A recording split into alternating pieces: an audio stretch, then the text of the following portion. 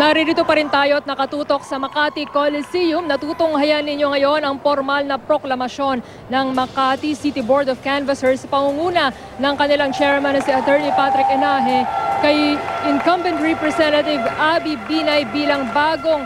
halal na alkalde nitong lungsod ng Makati. Bukod kay Abby Binay, andyan para suportahan siya ang kanyang amang si Vice President Jejmar Binay na tumakbo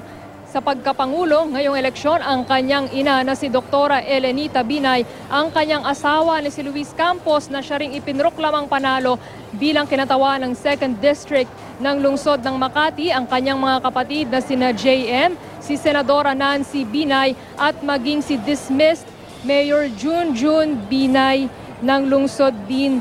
ng Makati.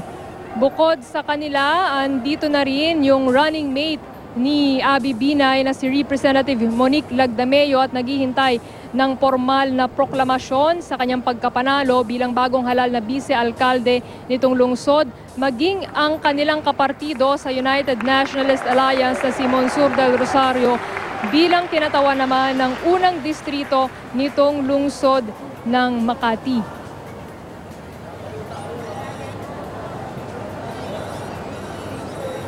Yan muna ang pinakahuling kaganapan mula rito sa Makati Coliseum. Ako si Trisha Zafra para sa eleksyon 2016. Alright, Trisha, naging smooth ba itong proklamasyon ni Representative Abby Binay bilang mayor ng Makati dahil may mga, yung kanina no, sa mga nabanggit mong reports, talagang gustong-gustong i-contest ng mga supporters ni Peña itong kanyang pagkapanalo? Trisha? Batay sa mga pangyayari dito sa loob ng Makati Coliseum, mukhang naging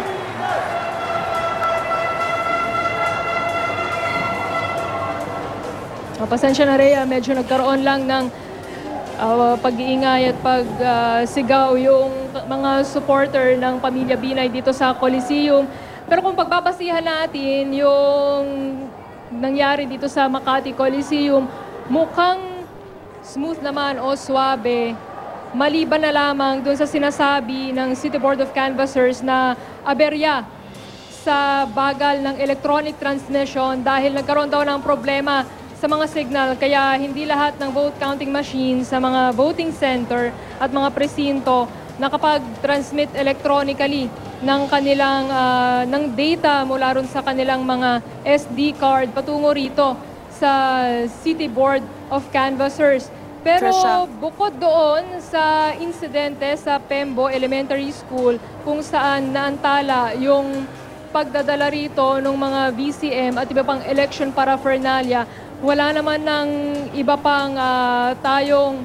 natanggap na impormasyon na nagkaroon ng pagpuprotesta mula sa mga kalaban nitong mga ipinroklamang panalo, batay din sa pagtatanong natin dun sa City Board of Canvassers. Nilinaw din kasi noong principal noong Pembo Elementary School na bago maantala o bago harangin ng mga supporter ng isa sa mga kandidato rito sa lungsod ng Makati, yung kanilang pagtransport doon sa mga gamit na dadalhin nila rito dapat sa Makati Coliseum, 100% na i-transmit nila electronically yung mga laman ng SD card ng mga BCM nila patungo rito sa CCS ng Makati City Board of Canvassers. Ngayon, Rhea, tunghayan naman natin yung formal na proklamasyon ng nanalong vice-alkalde nitong lungsod na si incumbent Makati 1st District Representative Monique Lagdameo.